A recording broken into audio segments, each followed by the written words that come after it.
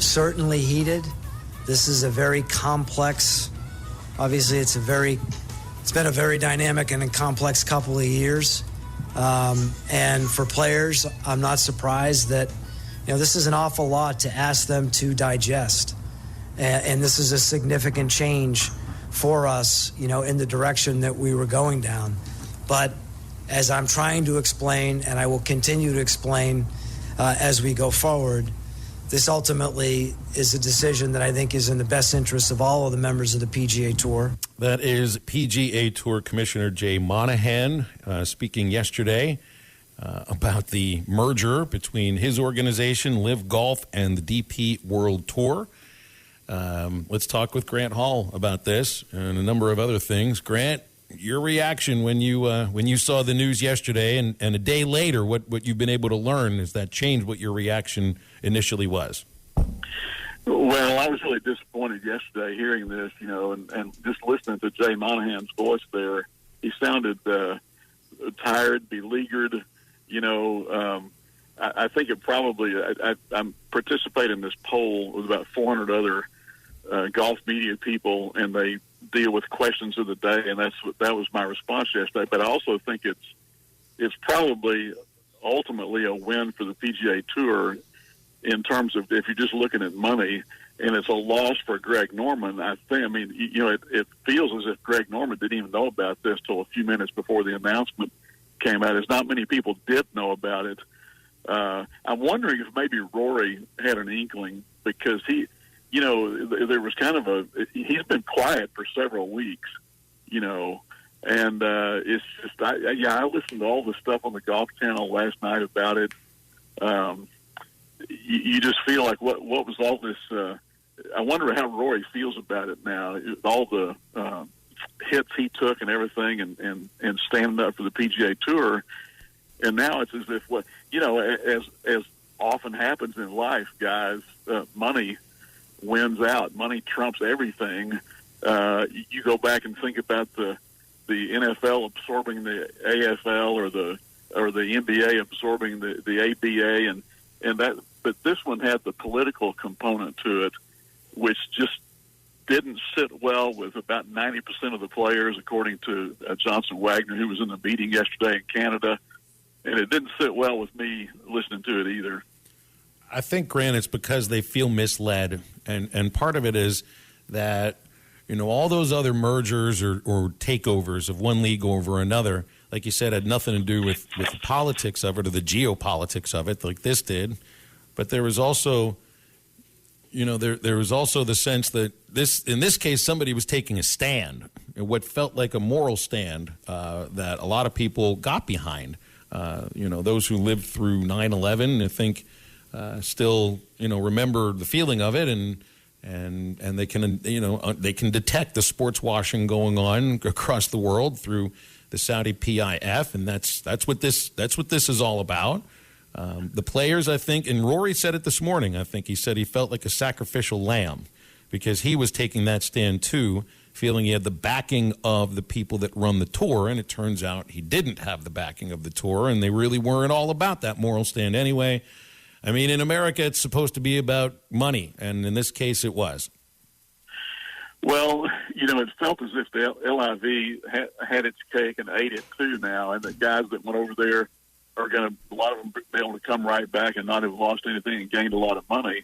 You mentioned 9/11. One of the guys, Jimmy Dunn, was a guy who lost a lot of people in that building. He worked in that building. He wasn't in there that day, but he's done a lot of great things for those people and for golf since then. But now then, he was one of the few guys that knew about this that I guess actually helped broker it, and that's how to me it does come down to ultimately money trumps everything. And I think both sides were looking at all the litigation coming in the next 2 years, and hey, we can save all this money. Let's just get. And not only that, Phil, but one of the Saudi main guys is now on the board of the PGA Tour, and that one really sticks in my craw. I don't like that. Well, so is this ultimately, like in 5 years, 10 years, when we look down the road, is this a good thing for golf, or is this not a good thing for golf? Well, it's a good thing for the players. I mean, it already was a good thing for the PGA Tour players in the sense that they were playing for a lot more money as a result of LIV. I mean, that's what Greg Norman's been saying. Like Memorial last week, Matt, I think they played for $20 million. Mm-hmm. Really more money in some cases than a major or two with these heightened events. And who knew where it was going? I mean, I read this morning that maybe LIV may be gone in a year. Other people think that maybe they might have a season at the end of the PGA Tour season from August to December or something. But these players don't want to play that much golf in a year. They were already probably playing more than they wanted to, a lot of them. So, I mean, all the bodies are coming out and saying, I guess, sort of the political thing. Fred Ridley of the Masters and Slumbers of the World, the DP Tour, and Mike Wan had you could tell. I mean, they're not exactly overjoyed, but they're trying to put a positive face on it. Let me ask it in these terms. I mean, we talk about money is all that matters in college sports for the schools. Well, who gets the money? Nobody owns these schools necessarily that are getting, payoff off their, dividend off of their investment. We know where the money goes with professional sports in most cases. You know who owns these teams. Who owns the PGA Tour, Grant? I would say the corporate partners. It just feels like a corporate deal, doesn't it? Like a corporate power play almost. That's exactly that is what it feels like. But it's also, at this case, what I'm reading here, it's not an ownership. It's organizations that are coming together to form something that's new that we don't know what it's going to look like. They're talking about restructuring what the game of golf looks like. LIV is totally different than the PGA in the way that they construct their tournaments. And if LIV is going away, maybe some of the fundamental things that form their tournaments aren't going away. And maybe and a lot of this is also just like you said, a heck of a lot more money towards the players. But part of this is also there are some players that left for a year or two, huge payout. Other players that stayed on the tour didn't get that payout. They got to find a way to meet in the middle with this disparate group of people. Yeah, and Monahan said it. It was intense. A lot of the players didn't like what happened yesterday, but we'll see where it goes from here. You and I were talking earlier, Phil, or texting about alphabet stuff. NIL. It just happens that Hunter Yurachek today is meeting, I guess, with congressmen. I believe maybe 3 of the Arkansas delegation, and he said that SEC leaders want federal oversight of NIL.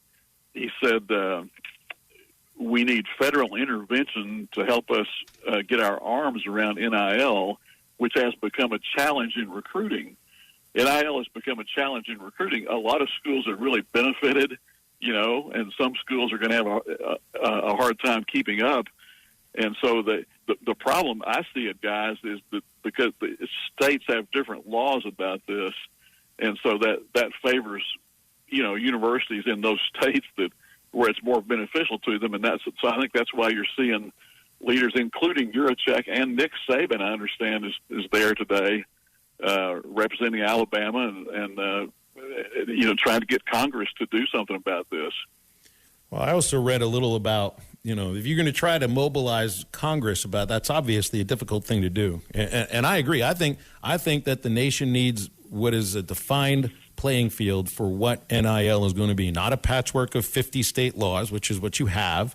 College sports is most definitely an interstate business. Let's throw the word business in there. So it should be regulated. This part of it should be regulated. But that might not happen. And in that case, I think they're talking about trying to get the state governments that were within the footprint of the Southeastern Conference to act, maybe not in unison, but try to have similar laws so that everybody in the SEC is at least on some sort of similar playing field. And I would also say, okay, good luck with that, because now you're talking about everybody in the state has their own teams that they root for. Yeah. This is what leads into this. This is another reason why Congress is going to have to eventually be the answer. Well, Arkansas, I can't remember if I pointed this out last week or not, but the lineup that they had at the end of the year didn't have every starter, a position player starter, had come from another school, and so Arkansas was, I guess you could say, kind of ahead of the curve on that. You look at maybe Ole Miss didn't. I don't know. Maybe that's what happened to Ole Miss and Mississippi State this year, and some other ones that struggled.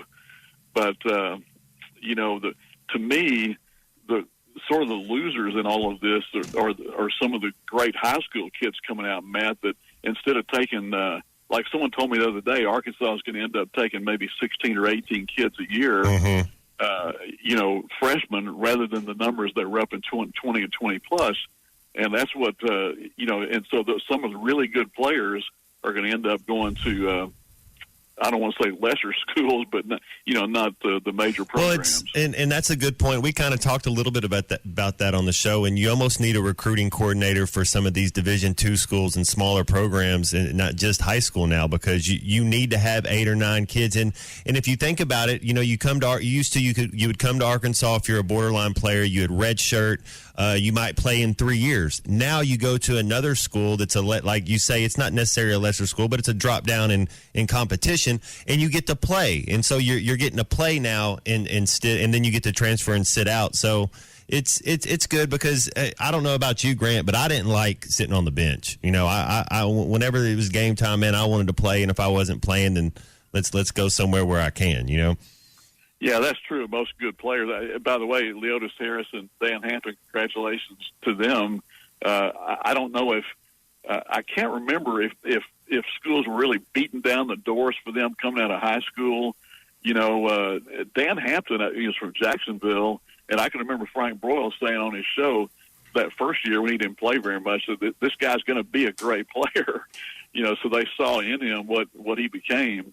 But a lot of it, so much of it, talk to Barry Lunny Sr. sometime about developmental programs. Arkansas was always a developmental program, where you got guys a lot of times didn't play to the 3rd, 4th, or 5th year, and that seems like that's kind of going away all over the country. Do you see where Sam Pittman said I think he talked about it at the Sandestin meetings? He's talking about wanting to shrink the window for the transfer portal from 45 days. And I don't know the number that if he even did state a number, but it was the phrase that he said about quality of life for coaches is not very good right now, and that caught my attention. Look, people don't feel sorry for someone making 6 figures or 7 figures in a case, but I can understand what Coach Pittman is saying here, because it literally is. It's a 365-day-a-year job, where the recruiting angle is so different than it's ever been before, because you're also recruiting 365, 24/7, your own players and everybody else. And there's too much to keep up. We have trouble keeping up with this on the show. These are the guys who have to keep up with it professionally, even with support staff. It's incredibly tough to do and time-consuming, and you may eventually forget what your kids look like. Yeah, the month of May is not a vacation month anymore, and long gone are the days when Frank Broyles and Darrell Royal could spend a lot of time in the summer playing golf. It's just, Frankie said we go hard at it until about April, and then back up in August, September. It is, and I think the coaches who get to work early and just grind all year long, like Eric Musselman and his staff, and has worn out a lot of staff members, frankly, because of how hard they work. You contrast that with some coaches in the past that maybe got in there about 10:30 after working out in the morning and stuff like that. So some coaches thrive under it, and others really don't like it. Grant, real quick, 30 seconds. Who do you got, Miami or Denver? Well, you and I took Denver in 5, so we better have Denver tonight. I got them too. 80% of the times, the guys that are 1-1, whoever wins game 3, it's the most important game of the series besides the closeout game tonight. Grant will allow you to change your pick after 2 games. It's okay. I got Denver too, Grant. Everyone's holding your feet to the fire. I'm sticking with them. We'll see what happens. All right. Grant says Nuggets in 5, so put it in the books. Grant, appreciate you, man.